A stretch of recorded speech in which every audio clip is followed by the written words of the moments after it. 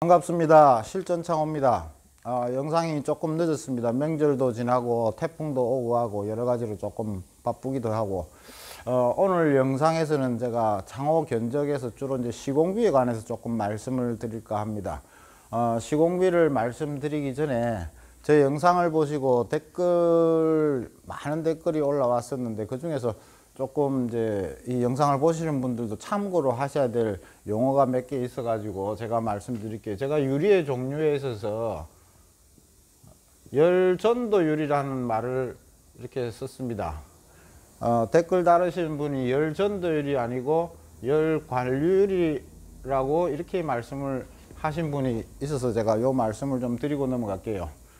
건축에서는 열관류유리라는 말을 쓸 때는 주로 외벽의 어떤 벽체 부분 또는 뭐 지붕 같은 경우 또는 층간 1층과 2층 사이라든지 1층과 지하 사이라든지 주로 이런 부분들이 그 안팎에 열이 어느 정도 벽체를 통과해서 안에까지 뭐 영향을 미치느냐 이런 부분을 다룰 때 주로 관류율이라는 말을 많이 씁니다. 열전도율이라는 것은 말 그대로 뭐 학문적인 얘기가 아닙니다. 이 창이 있고 이랬으면 외부와 이 내부에 뭐 열이 어떻게 얼마나 전달이 되고 하는 이런 개념으로 그냥 말 그대로 전도되는 개념이 어느 정도냐 요렇게 가볍게 생각해 주시면 좋겠습니다. 그러기도 하고 이제 창호 견적을 내는데 제가 유리에서 평수를 얘기를 했습니다. 이 평수를 제가 가로 곱하기에 세로 해가지고 나누기 9만을 한다고 이렇게 얘기를 했는데 여기에 댓글이 어떻게 달렸냐면은 정확하게 9만이 아니고 9만 뭐 180 뭐 188 뭐 이렇게 소수점을 이야기하시는 분이 있습니다. 이렇지 않습니다. 학문적으로는 이게 맞을지는 모르겠지만 창호 실전에서는 예를 들어서 샤시 대금이든지 소수점으로 이렇게 나누기 9만 얼마를 해버리면 금액 자체가 예를 들어서 257만 3058원, 2원, 1원 단위까지가 나오게 됩니다. 이렇게 계산하는 데는 전국에 아무 데도 없습니다. 창호에서는 실전적으로 샤시 대금은 물건 대금은 마지막 단위가 보통 1000원 단위로 끝납니다. 5,000원, 7,000원, 8,000원, 3,000원 이렇게 1000원 단위까지 세분화되는 경우가 보통이고요. 또 시공비 같은 경우는 잘 아시겠지만 1000원 단위로 내질 않습니다. 뭐 350만원, 355만원 끝 단위가 만원 단위로 거진 끝나게 됩니다. 아울러서 유리집 같은 경우에는 뭐 지역마다 조금 틀리겠지만 보편적으로 거의 다 50원 단위로 끝납니다. 50원 100원 단위로 끝 단위가 끝납니다. 왜 이러냐면 일반인이 갔을 때는 이런 게 적용되지 않습니다만 저희들 같이나 또 창호를 하시는 분들이 유리를 자주 쓰게 될 경우에 평당 50원이라는 금액은 한 달을 누적을 해보면 굉장히 많이 차이를 냅니다. 그래서 유리집 간의 가격 경쟁이나 이런 것들 때문에 50원 단위로 나눕니다. 50원 100원 예를 들어서 폐하 유리 같은 경우는 뭐 어떤 집은 2,100원 하는 경우가 있고 2,050원 하는 경우가 있고 2,150원 하는 경우가 있고 이렇게 50원 단위로 된다는 것을 알아주시고 샤시에서 정확하게 치수대로 9만 나누기를 안 하고 9만 뭐 점이라면은 단위가 이런 단위까지 나오지를 않습니다. 그런 식으로 계산을 하질 않습니다. 정확하게 뭐 이렇게 하시기보다는 창호에서는 실전입니다. 이 실전은 9만을 나누기를 하시는 게 맞습니다. 그까지로 이제 제가 댓글에 대한 설명은 드린 것 같고요. 또 제가 하나 참고로 말씀드리고 싶은 것은 제 영상을 보시고 시공 의뢰라든지 견적 의뢰를 하시는 분들이 꽤 있습니다. 미리 말씀드리겠습니다만 제가 유튜브를 통해서나 시공 견적이라든지 시공 의뢰는 일절사절합니다. 말씀 감사하고 저를 생각해 주시는 분 감사하지만 유튜브를 통해서는 제가 일절 그런 견적 의뢰라든지 시공 의뢰는 사절하겠습니다. 왜냐하면 제가 시작한 어떤 처음에 의도와는 다르게 본질이 훼손될 우려도 있고 제가 또 사심이 생기면 안 되기 때문에 창호 시공이라든지 견적 이런 것은 사시는 지역 근처에 잘하는 곳이 많습니다. 그런데 의뢰를 하시는 게 좋을 것 같습니다. 자, 그러면 이제 시공비라는 걸 제가 말씀을 드려보겠습니다. 시공비는 당연히 사시대금이 있을 겁니다. 사시대금과 이 시공비 두 가지로 나눠질 수가 있는데, 사시대금이라는 것은 앞서 제가 영상에서 말씀드린 대로 창이나 문 같은 경우에 창의 종류 먼저 구별하셔야 되고요. 뭐 이중창이라든지 단창이라든지 발코니라든지 뭐 이런 창의 종류에 따라서 가격이 달라지겠죠. 그러면 창의 어떤 색, 유색, 무색, 뭐 흰색인지 칼라인지 색깔 구별해 주시고, 그 다음에는 이제 당연히 여기 들어갈 유리의 종류, 5mm, 16mm, 22mm, 24mm, 또 색이 들어가거나 또 격자 살이 들어가거나 서리를 치거나 또는 뭐 여러 가지 단열재를 써서 뭐 또는 안에 이제 아르곤 가스를 연다, 이렇게 유리의 종류에 따라서 가격이 달라지니까 미리 요런 선정을 하시고, 그 다음에는 이제 옵션 개념으로 핸들 같은 경우에 뭐 오토락이라고 그러죠. 오토락 같은 경우에 이런 거 하나 물건값하고 시공비가 이제 뭐 작업비가 들어가기 때문에 이런 것들 같은 경우를 먼저 결정을 하셔야 됩니다. 결정을 하셔가지고 견적 의뢰를 하시는 게 맞고요.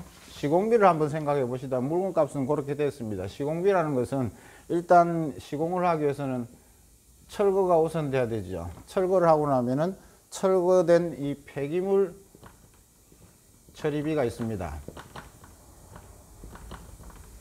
폐기물 처리를 하셔야 될 것이고, 그 철거와 폐기물 처리에 드는 당연한 어떤 인건비라든지 소요되는 경비가 있습니다. 그 다음에는 이제 부자재 값이 있습니다. 이 부자재 값이라는 걸 시공에 따라서 다르겠지만, 우레탄 폼 같은 경우 폼 얼마나 들어가는지 폼하고, 그 다음에 외부 마감이나 어떤 실리콘 개념이 있으니까 실리콘 몇 박스가 들어간다든지, 또는 마감을 할 때 뭐 몰딩을 하고 안 하고의 여부에 따라서 또 달라지겠죠. 또 어떤 목 작업을 또 병행해야 될 경우도 있을 수가 있습니다. 현장 상황에 따라서 여러 가지 이러한 상황들에 따라서 부자재 값이 또 어떤 들어가지게 될 거죠. 마지막으로 이제 기술이나 인건비가 되겠죠. 기술 인건비 같은 경우에 이제 어떻게 책정하는지 이런 것들이 토탈되고, 그 다음에 여기서 플러스 돼 갖고 이제 장비대라는 것이 있습니다. 뭐 사다리를 써야만이 되는 뭐 무거운 유리라든지 층이 높다든지, 또 그렇지 않으면은 뭐 스카이를 써서 작업을 해야 된다든지 여러 가지 이런 장비대, 이런 것들을 다 감안한 것이 이제 시공비입니다. 그렇다면 이러한 시공비를 일일이 다 얘기를 하지는 않습니다. 그래서 시공업체를 보자면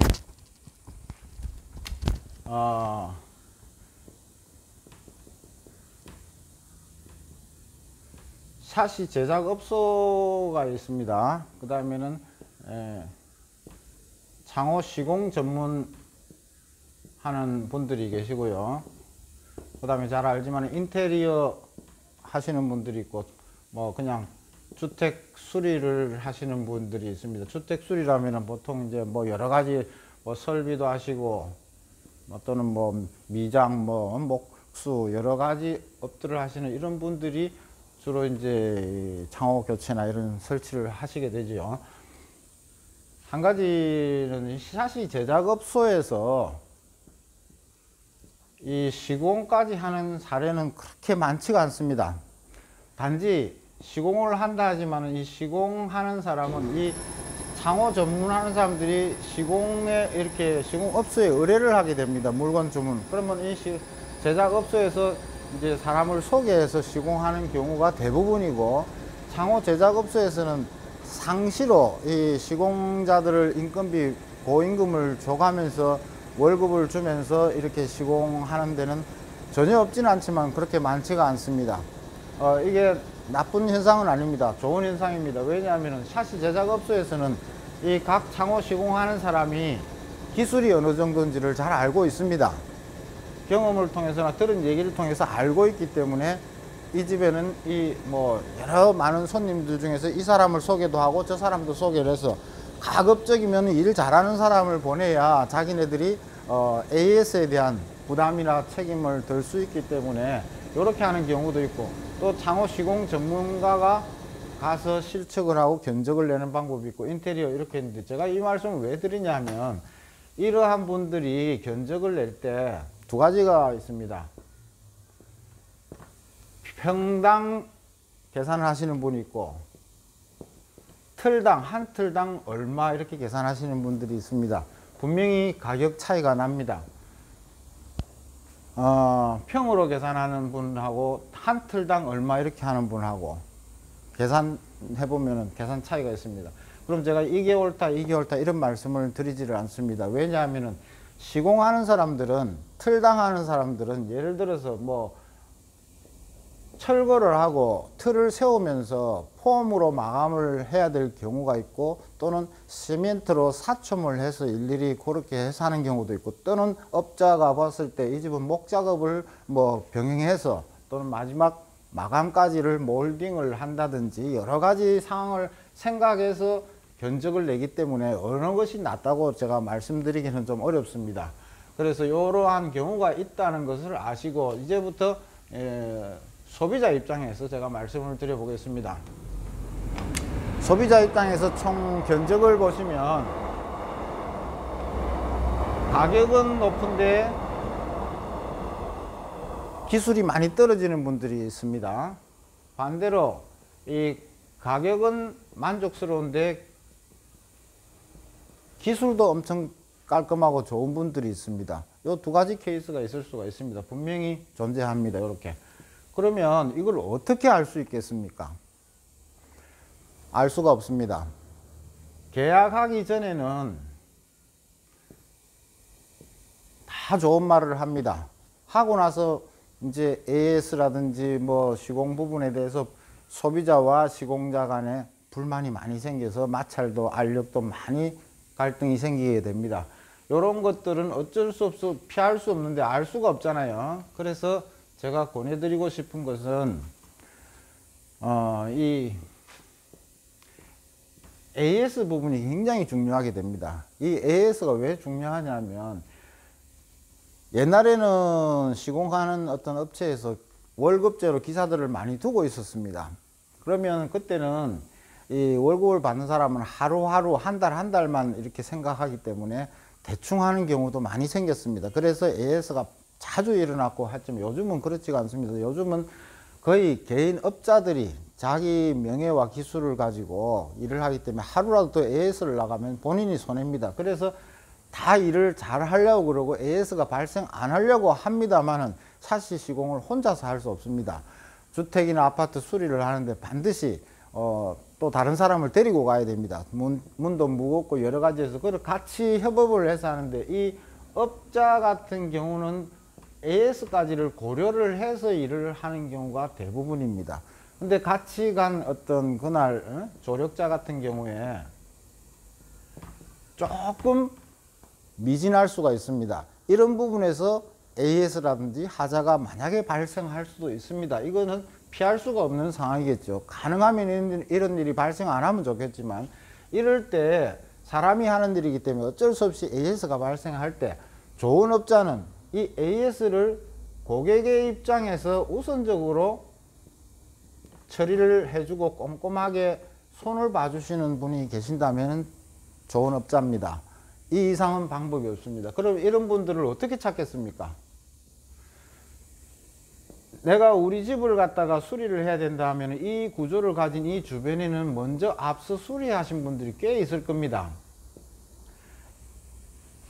비슷한 구조를 가지고 비슷한 환경이기 때문에. 그래서 이런 분들한테 수리한 사람, 그 업체가 어떻는지, 일을 꼼꼼하게 잘했는지, 성품이 어떤지, 일하는 스타일이 어떤지, 이런 것들을 꼭 자문을 구하셔서 평가가 다 있을 겁니다. 이분들한테. 이런 평가를 취합을 하셔가지고 의뢰를 하시는 게 가장 이 위험을 피하시고 불편함을 피하실 수 있는 방법이고요.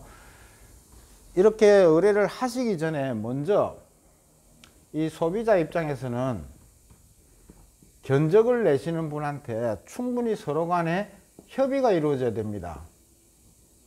시공 방법이라든지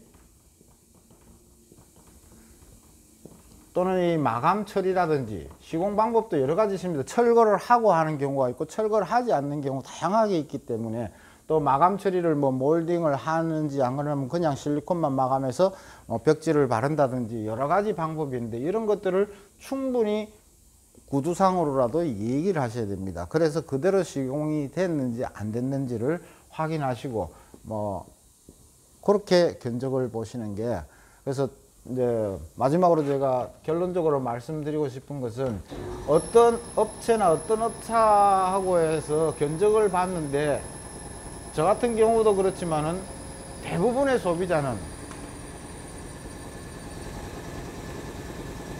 이 가격 차이에 아주 예민합니다. 가격 차이 예민한데 한 3, 40만원, 뭐 2, 30만원, 몇십만원 이 차이 나는 거기에 그냥 흔들리고 거기를 끌려갈 수밖에 없고 거기를 더 선호하게 됩니다.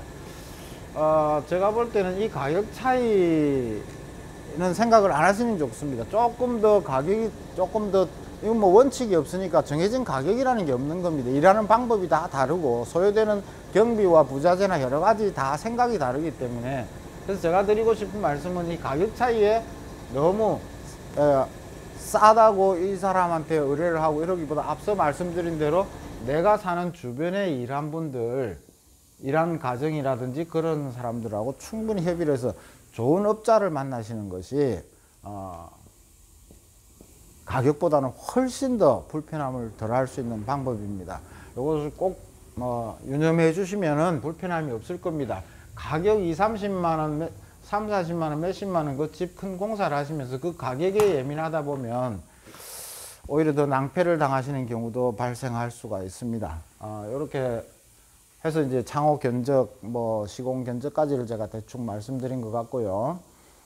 이제 다음 영상부터는 이제 제가 이런 공장을 하고 업을 하고 있으니까 일반인들이 아주 소소하게 아쉬운 부분들을 가지고 많이 찾아옵니다. 가령 예를 들어 보자면 레일에 문짝이 잘 굴러가지 않는데 뭐 레일이 깨졌는데부터 시작해서 집안에서 일어날 수 있는 창호의 아쉬운 부분들을 하나씩 제가 다뤄보도록 하겠습니다. 감사합니다.